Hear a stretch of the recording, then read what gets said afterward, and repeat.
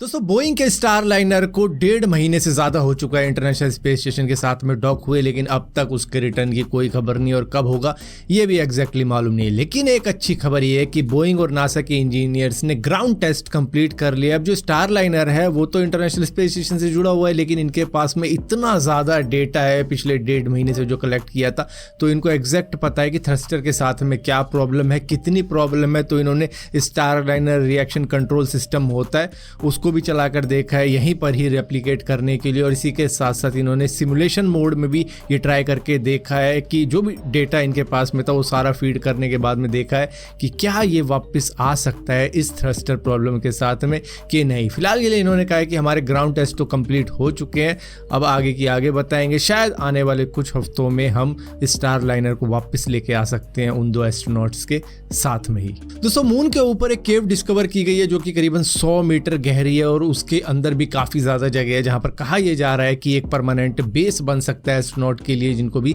Moon के ऊपर भेजा जाएगा आगे के वक्त में, जब काफी डीप स्पेस एक्सप्लोरेशन वाले मिशन हुआ करेंगे। उस वक्त की ये बातें कर रहे हैं कि ये तब उनके लिए एक बेस बन सकता है, क्योंकि ये जगह बहुत ही क्लोज है अपोलो 11 के, मतलब जहां पे अपोलो 11 लैंड किया था उससे काफी ज्यादा क्लोज है। तो उस वक्त भी ये देखी गई थी, लेकिन अब इसके ऊपर काफी ज्यादा बात की जा रही है कि ये एस्ट्रोनॉट को एक सेफ हाउस देगा, क्योंकि वो स्पेस वेदर से भी बचेंगे, एक्सट्रीम टेम्परेचर से भी बचेंगे और रेडिएशन से भी बचेंगे अगर वो इस तरीके की गुफा में रहेंगे। और इसी के साथ साथ ये भी कहा जा रहा है जब डीप स्पेस एक्सप्लोरेशन वाले मिशन हुआ करेंगे उस वक्त में ये जगह एक रिफ्यूलिंग स्टेशन भी बन जाएगा, क्योंकि माना जा रहा है कि शायद वहां से पानी भी मिल सकता है और ये वाटर बेस्ड रॉकेट फ्यूल भी बनाने की तैयारी कर रहे हैं। तो उस हिसाब से बात कर रहे हैं कि चांद पे जब ये रॉकेट जाया करेंगे तो उनको रिफ्यूल किया करेंगे ताकि वो डीप स्पेस में जा पाए। दोस्तों ह्यूमनॉइड रोबोट्स के मामले में जापान की होंडा कंपनी और बोस्टन डायनामिक्स सभी कंपनियों से काफी ज्यादा आगे है, लेकिन एलॉन मस्क कह रहे हैं कि हम भी अपना जो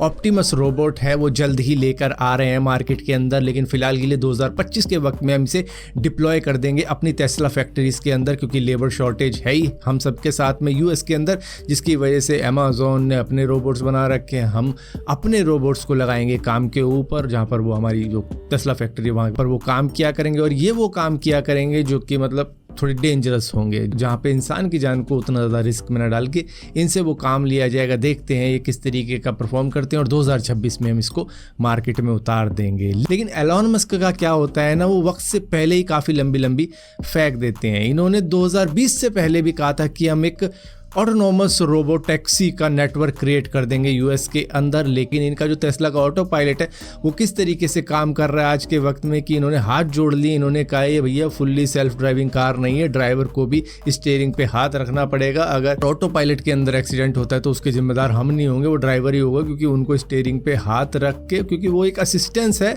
आप उसका सहारा ले सकते हो, आप पूरी तरीके से उस पर डिपेंड नहीं हो सकते। अब इनकी बात ये वाली आ चुकी है। ऊपर से जो इनका साइबर ट्रक था उसके लिए भी इन्होंने काफ़ी ज़्यादा डिले किया था। तो भैया ये तो ऑप्टिमस रोबोट है जो कि लटक मटक होके तो स्टेज पे आया था, उसके बाद में धीरे धीरे काम कर रहा है, उसको ये फास्ट फॉरवर्ड करके दिखा देते हैं। दोस्तों माइक्रोसॉफ्ट विंडोज की उस मनूस अपडेट के बाद में जो कि क्राउड स्ट्राइक ने दी थी उससे 85 लाख पीसी अफेक्टेड हुए थे, बड़ी बड़ी कंपनियों के, बड़े बड़े एयरपोर्ट के, बड़े बड़े बैंकिंग सिस्टम के। अब किसी तरीके से जो भी मैनेज करता होगा उन कंप्यूटर को, उसने शायद रिस्टोर इमेज बना के रखी हो या फिर सिस्टम रिकवरी कर ली हो, उस तरीके से तो चलो पीसी वापस आ गया होगा बैक टू लाइफ। लेकिन जिन लोगों के साथ में ऐसा हुआ कि वो वापस आ ही नहीं पाए उस ब्लू स्क्रीन ऑफ डेथ से, उसके लिए विंडोज़ ने एक फिक्स दे दिया है कि उनको एक बूटेबल यूएसबी ड्राइव बनानी पड़ेगी, उसके बाद में अपने सिस्टम को वो रिस्टोर कर पाएंगे उस ड्राइव से, क्योंकि सेफ मोड में वो जाएंगे उन ड्राइव के अंदर और उस ड्राइव से किसी तरीके से वो फाइल डिलीट करवा देंगे जो कि करप्टेड फाइल क्राउड स्ट्राइक ने दी थी, जिसके बाद में लोगों के पीसी स्टार्ट ही नहीं हुए।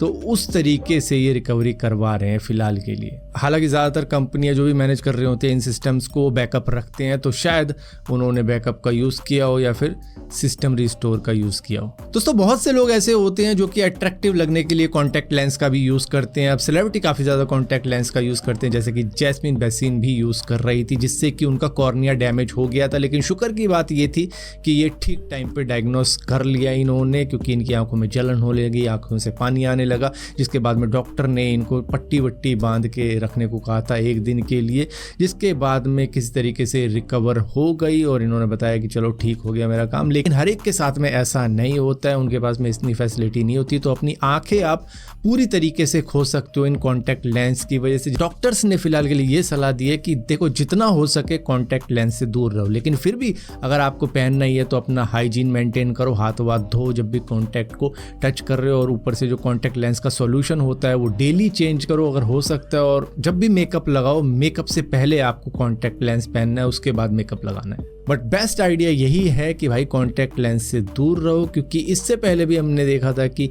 एक मैडम की आंखों से कितने सारे कॉन्टैक्ट लेंस निकले थे, क्योंकि वो हमेशा लगाती थी और निकालना भूल जाती थी, और वो उनकी आंखों के सॉकेट के पीछे चला गया था। उनको लगा अपने आप ही वो गल गया होगा, पिघल गया होगा, लेकिन वो 17 कॉन्टैक्ट लेंस थे करीबन उनकी आंखों के पीछे जिनको निकाला गया था।